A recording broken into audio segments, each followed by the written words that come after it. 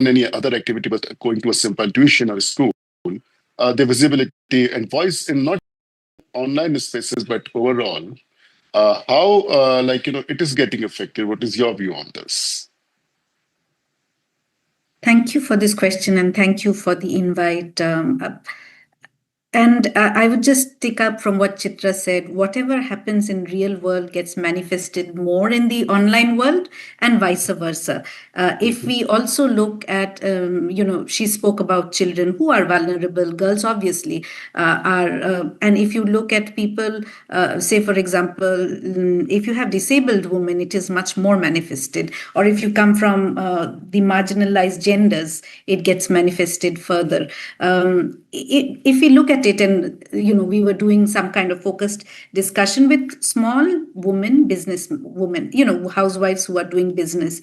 So one of the questions which they told us is that we go into, say, social media, and I'm just taking as an example Facebook, which they normally go to, and they say that we see everything, but we don't post anything because we are always afraid that we will be judged, or people will look at a particular post and and then perhaps ridicule or they think in a particular manner. So this fear of being judged is very high amongst women, apart from the fear of being harassed and abused. And if you look at women who enter the civic space, for example, if you're looking at politicians, or even if you're looking at people who work in tech policy, if you do not say certain things which conforms to normal conventional mode, you are always misjudged, trolled, etc.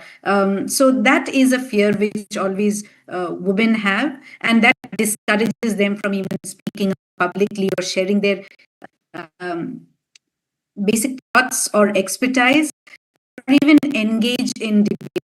Women start self-censorship because they feel it is better not to say out things in public, even if they do disagree, of being judged or boxed into one category. So it is prevalent a lot, and it also stems a bit from the patriarchal mind frame we have, that women have to work or behave in a particular way, be it educated, be it less educated.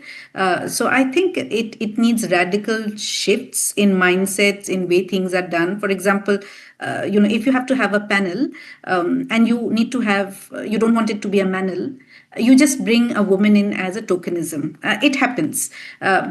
It's not that there is a dearth of women, it is just that you feel a man can do much more. You need to bring in people who are capable, and there are capable women. We should rise above tokenism also. Similarly, in gender-based violence against women, or tech-based violence nowadays much more, I think we need to rise against the tokenism and take it for what it is, because if there is an issue and a woman goes and complains first, even now the sensitivity of law enforcement is not that high. There may be a few, but it is not so high. So I think it needs more capacity building at all levels, as well as sensitization amongst people, that if a girl is missing for some time after trolling, etc., it's not her fault always. Because normally it is judged that the woman is at fault if something, if someone is harassing her, etc. That's the normal way in which things are looked at. So I think we need to work on many ways. I'll leave it now. Amritaji, I definitely agree what you talked about, because it's like the social reality which reflects in the online world also, and it's very difficult, and it's I would say a humongous task to somehow bring things to, I would say, normalcy, where we see men and women equal, and it's like our society has evolved a lot, but it still is too far. And I think one of the things here is the role of the law, role of the legal system. And Arzu, I want to come to you with that question, that a large proportion of online harms against women today, they stem from the misuse or manipulation of personal data. Like the example which Chitra gave about, like the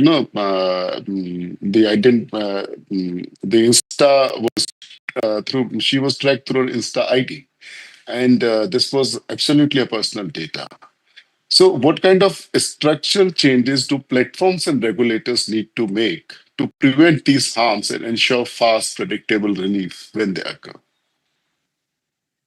Thank you so much for asking me that question. And thank you, CSR, for calling this talk. I think it is something that is very important to discuss today. And being a woman myself, I completely understand and can actually relate to the narratives that you're actually discussing today, because unfortunately, a lot of us face these issues today, especially with social media making our information so public and us so accessible to other people. It is actually a widespread issue and definitely needs to be dealt with. And I think people need to be aware of their options. So, one of the first things I want to say is that I specialize in tech laws and data privacy and protection. So, one of the things, in fact, I have been really thinking about is that we concentrate so much on the content or what is being on the content that is being created or misused, that we forget to look at the other options that are available to us. So today the question is how to get these platforms, because they are actually your best recourse. You can of course go to Mhm. the police, you have other options available to you. But to my mind, the quickest option is usually going to the platforms themselves and hoping that they act as quickly as possible. So I think one of the approaches I would recommend that people actually explore is looking at it as a data leak. So what you do is you say whether it is your photograph, your name, your phone number, your email ID, anything that could be used to identify you directly or indirectly, treat it as personal data. Now, where personal data is concerned, India has a very, very effective new law called the Digital Personal DPDP. Data Protection Act. Although it has not been implemented and will still take 18 months, it is going to be very, very stringent. And the penalties are extremely high. The penalties go up to 250 crores, and we all know how effective penalties can be where companies are concerned, not only for the Mhm. amount, but the reputational loss that is involved. So, what I would really like to explore, in fact, myself, is seeing whether this law can be interpreted in a manner to be used as an extra recourse for women who are facing these issues. So, for example, uh, if I have my information on LinkedIn, am I really giving them the permission to make it accessible on Google? Today, if you Google someone's name, their entire LinkedIn profile, not just the link, everything shows up, right? Sometimes there are phone numbers that show up on Google. It has happened to me in the past where my phone number has shown up.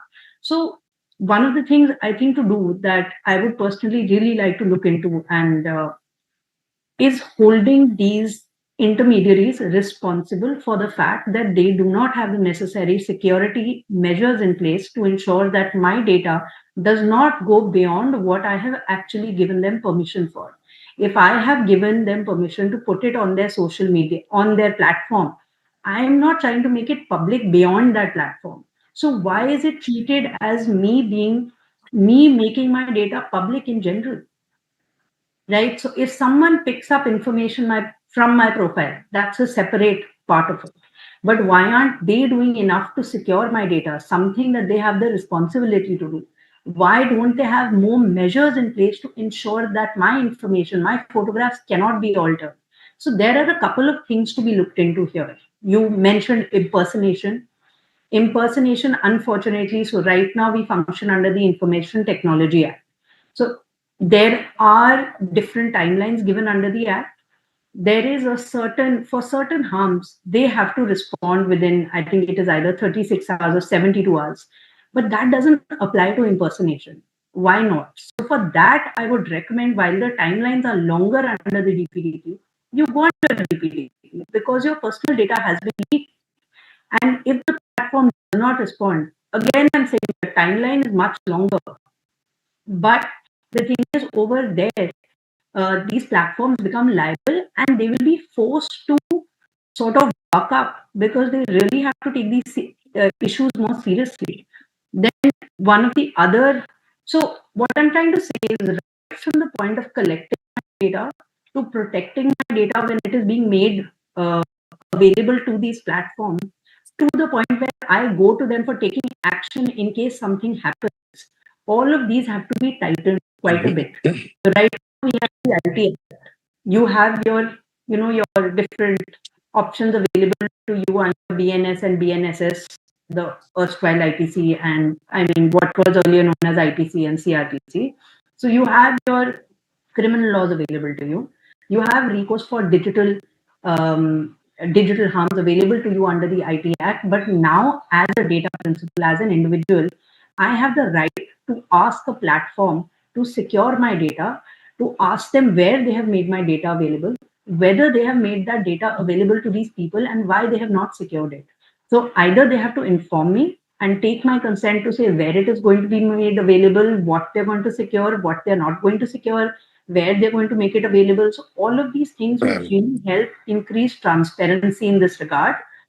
And the threat of being fined, even though these platforms are very big, the threat of being fined 50 crores, 100 crores, 250 crores, they will, I feel, get up and take notice of these things.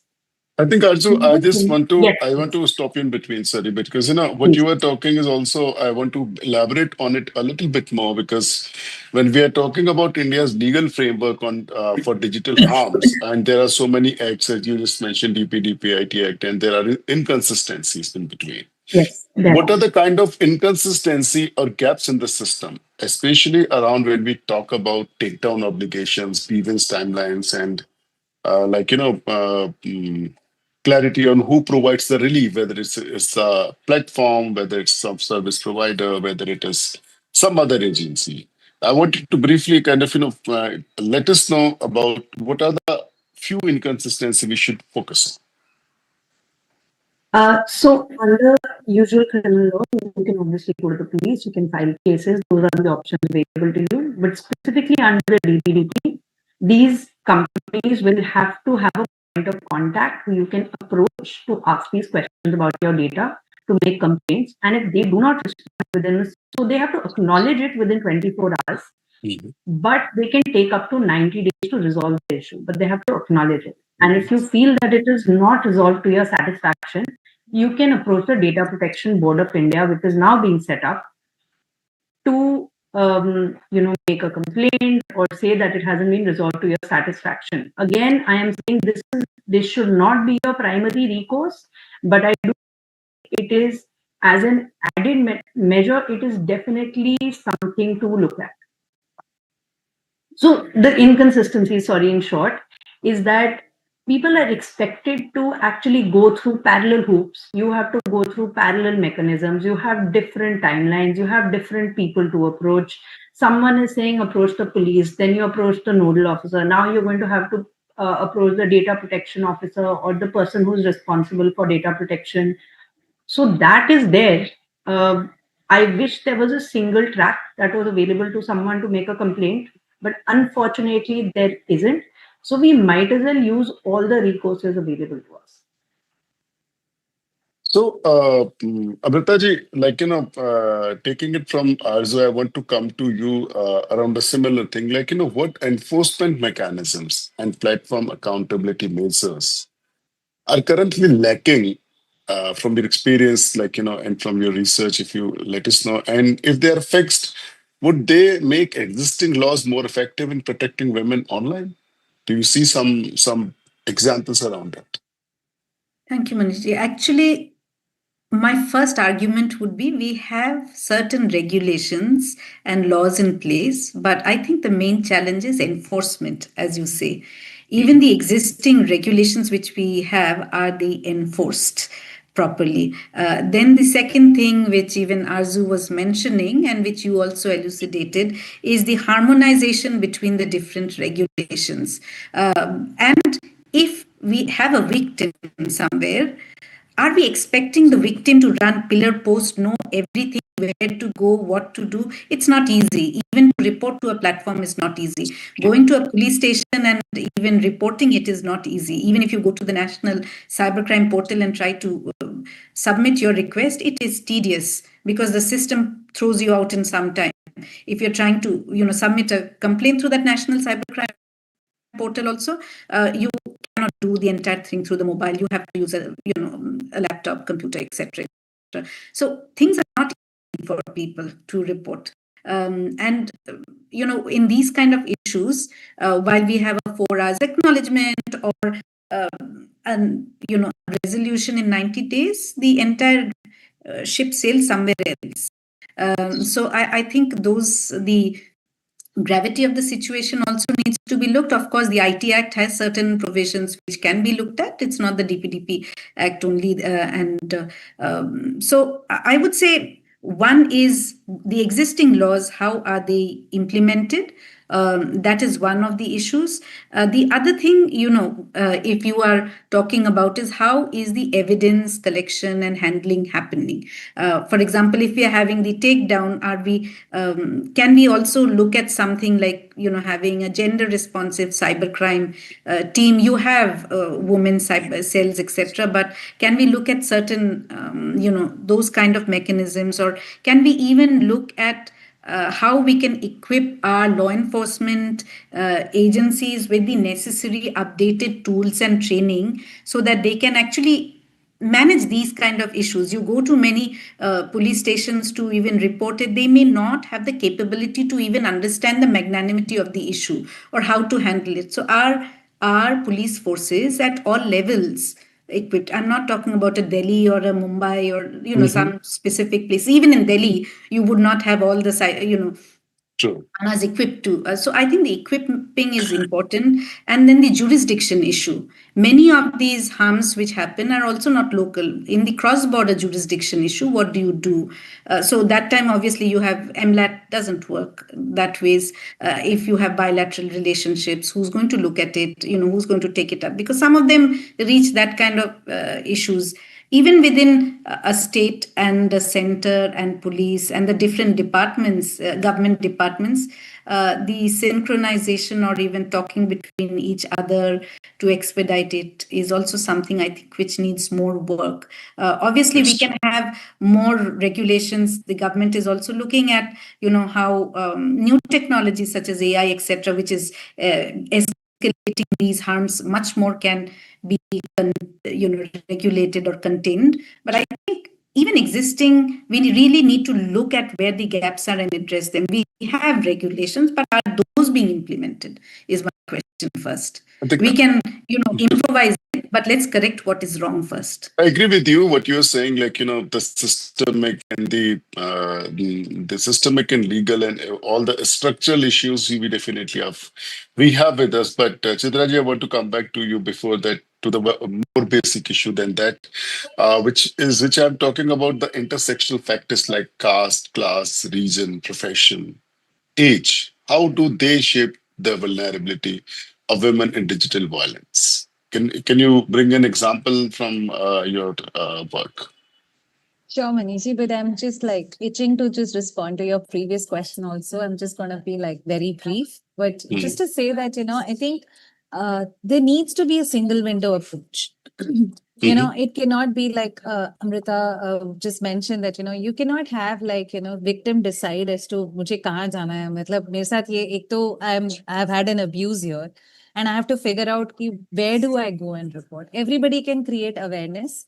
They can all talk about that, platforms be here, law enforcement, everything. But the fact is, as a citizen of the country, I should have the right to get into a police station, do a zero FIR, and it is up to the law enforcement to ensure that, I'm able to get the right kind of justice. In this case, I'm talking about gender justice and in the online space. So I think it's a single window because even in the case that I had mentioned, I think many of these cases, the intersectionality of the charges, whether it is a POXO or whether it is a trafficking, whether it is DPDP, I think that intersectionality has to come from the FIR and the charge sheet that the enforcement agency is really filing. And I think that's where the entire effort of capacity building, sensitization, and all of that needs to really happen. Apart from, of course, the private helplines and access that is supporting taking it down, and which is very, very critical because if this is getting delayed, you need to have a place to reach out to. So you have organizations as Tech Sakhi, which are doing that. So I think it's important to really bring it all together for the victim and not really make them run around. And I think that's where the enforcement agency's role is very critical. And to just sum up the point, I think the initiative of crime agency, which is the I4C, on setting up the cybercrime prevention against women and children under the Surakshini program, I'm sure it has a lot of potential. And I think that's one place where we should definitely focus on and see how that is actually going to shape up and how is it actually going to support what we are talking about today. Yeah, Yeah, I think sorry. that is what is one of the major aims today of this discussion. That the kind of gaps which we are finding in policy, those we must discuss, and the kind of architecture about I would say the digital defense against all kind of harms. That is a very, very important question we must deal with. Amritaji, with your work in last so many years, kind of, and you have just mentioned about the kind of issues we are facing when we are talking about system. But policy, and if I'm saying like, we all know what exists or what is painful for all of us. What is something which you would like to kind of, talk about? Okay, this is something they should do in terms of like cross-sector collaborations between governments and maybe on the policy side largely. So I'll just pick up from what Chitra mentioned, and a single window is essential. A single window which is easy to work on, which is multilingual, not only English, and also supports others. For example, if I'm in Maharashtra and I'm supposed to put everything in Marathi, it may be difficult for me. So I think that leverage should be given to every victim. And if you're looking at the policy level, I think when these discussions happen, you have to have the different stakeholders. A multi-stakeholder approach is necessary because no single stakeholder can address these complicated issues, and these are complicated issues. It's not, it's not a 0-1 game. So you need to have the civil society people, the rights people who are working with women, or even the communities who are distressed. You also need the technical community to say, yes, this works, this doesn't work. You need the private sector there because they have the businesses, they have other big platforms, etc., who run it, and you need to have the government. And many times many regulations are brought in, unfortunately, in the garb of taking care of protecting women. It is more of stifling the rights of women. So I think you need to have the women and even the young women in the room so that they can say how they use technology. Because sometimes, for example, if there is a particular thing, we say, okay, we ban it, but a ban will not work. And that is why you need the different communities in the room when policies are made. And even when issues are being discussed, say, for example, morphing, deepfake effects, etc., or anything, you need to have more discussion. Government or policymakers, when they need to have open discussions at various stages. You may not go with all the stakeholder views, but at least make an informed view when you come up with regulations so that they are more nuanced and there is some buy-in. Because even after you release a regulation or a policy, it is all the stakeholders who have to actually implement it. So it cannot be one. And just to, respond to one of the questions you asked, Chitra, about does caste, creed, religion, etc., play a role? Yes, it does. It's huge. It is caste based also. If you look, and I would not just say in India, women especially, the way they are trolled is always sexualized. If you look at a woman politician, even in US or even here, when they are trolled online, it is always a sexual troll. It is not about the work. When a man is trolled, it is on the work. It's not on how they are dressing, how they look, or anything. So be it Hillary Clinton or be it any politician in India, they are sexualized. So it's a patriarchal traditional thing which comes. Sometimes the way they will be trolled in one part of India would be very different from the other part. And if you are a lower caste, etc., trolling, etc., may come in a different way. So it is the real life and the online world is the same. It just gets magnified there. I would end in there. I think what you have said is definitely something which is reflective of what is happening around. And you mentioned You were saying something, Chitra. Sorry, you can finish. Then I just had a point to make. You could make your point because I will switch over to something else, please. All right. No, I was just saying that, on the intersectionality piece, I think the biggest intersectionality when it comes to tech violence against women is the gender bias and gender norms. And I think unpacking that will really help us to understand the kind of the violence that is happening and also how to have interventions around it. So, for example, very simply, because you tell girls that, chup raho, koi zarurat nahi hai baat karne ki, choti si baat hai, chhod do. And, those kind of conversations have led to actually the entire thing of self-censorship, which is what Amrita mentioned, that, if something happens, it's easier to just get away and not use it and not use the benefits of internet, but just take the phone away.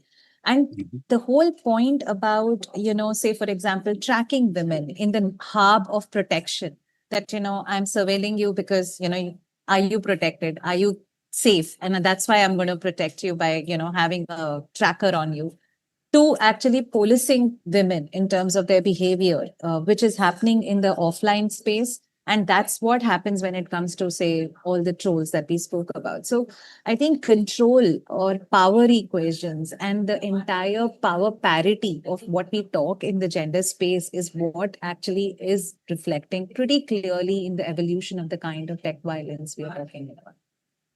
I think what you are saying is definitely that power differential between men and women, more gendered aspect. But we are just like both of you have gone just till there, maybe ban and taking phones away. I just want to bring in something which is, I wouldn't say that it is directly related to gender. It's for all genders, but like Australia has just today the ban for social media for teens under 16, it is, or children under 16, it has come in effect just today on 10th of December. Uh, and we are talking about solutions. I want to know both of your views, like, do you think such a thing because is workable? Because, when I was listening to the Minister for Information of Australia and to many other people who are talking in favor of it, and now we see that, a few countries in Europe are also trying to emulate the model. What is your view on that, both of you? Anybody can begin who wants to. I can begin because I don't think it is a workable thing. I've been looking at this for quite some time now. And even in Australia, before they introduced the ban today, they had done studies which said it is not going to work. Because in most cases, the children are the ones who actually teach the parents how to use things. And they are surely going to bypass.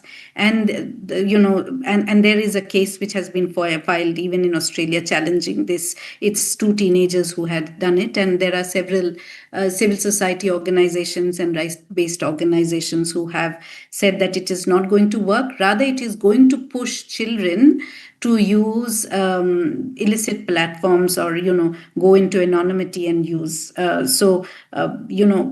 While we are thinking we may be able to protect them in that ways, you would not be able to control children from going into it. Rather, I would say is bring in best practices or tools for children to actually, if they are using those platforms, educating, capacity building, bringing in more checks, controls when they use the platforms rather than banning them, because bans never work. They will circumvent it. It is like forbidden fruits are always interesting. And if we look at it in Indian context, it is not at all feasible because you have shared devices, the adults and children. And in most cases, talk about educated or uneducated people, it is the children who do everything for the parents. Even doing a mobile payment, etc. transactions are done by children.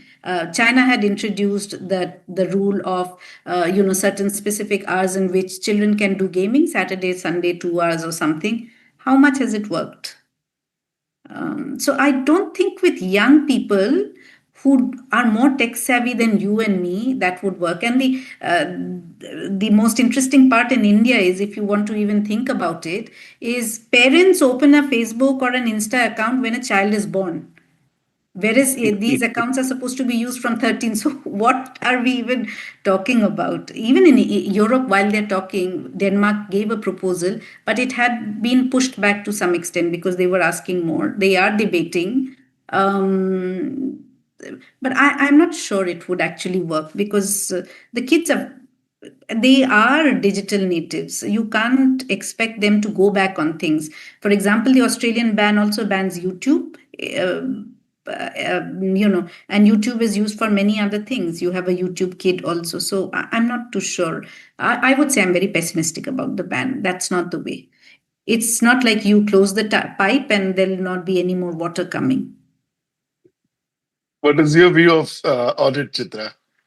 I think I totally agree. It's bans are never a solution to anything, but I think it's also a sign of, we need to be a little careful.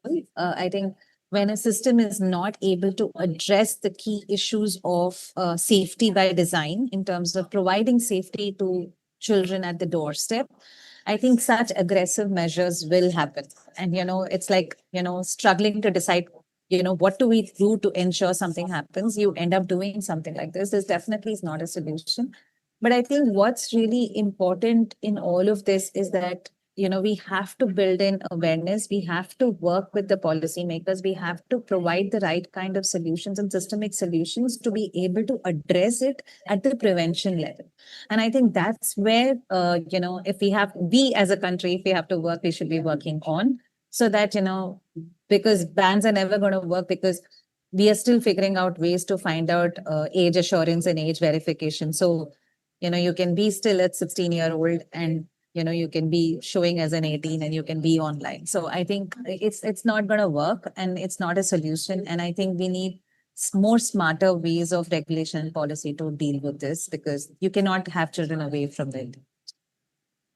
So, And if I may add please. here, sorry to interrupt. Yeah, please. I think the other thing is more accountability from the platforms or big tech, because if you look at the harms which are happening, for example, prompts coming which incite someone to commit a suicide. It happened, right? There was a case also going on that for children.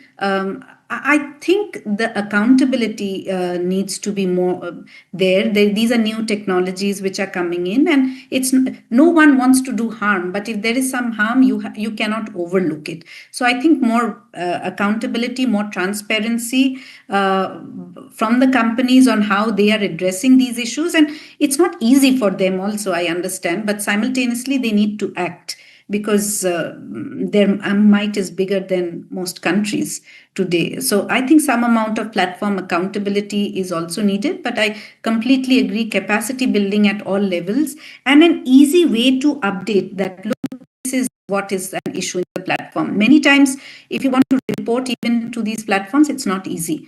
It's not easy even if you want to report to the government, because sometimes people may not understand. So I think that reporting part, having more, the platforms also having more transparency in terms of what issues come, how they are addressing, or even solutions, even having forum solution where issues can be discussed is important, because the way technology is growing, no one knows how it will go. Everyone has a good intent.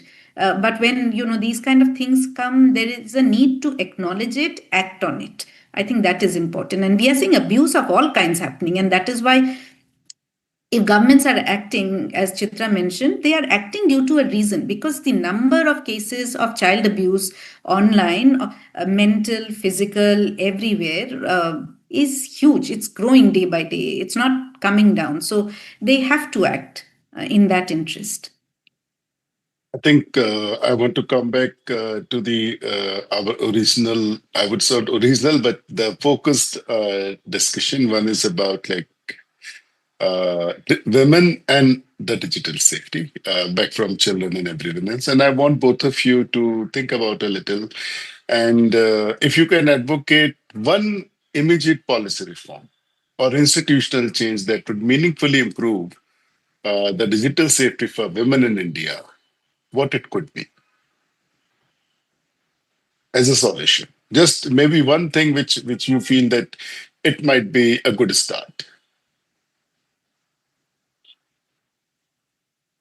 I can go for this in terms Hmm. of, say, to just start off and please chime in. I think one of the things in terms of safety is that today we are not feeling safe in the digital space because I don't know how is the response Hmm. and what is the response going to look like. So whether it is platforms or whether it is the law enforcement, I think having like a systematic, integrated way of reporting and getting redressal can go a long way in terms of, you know, creating a reform in terms of safety.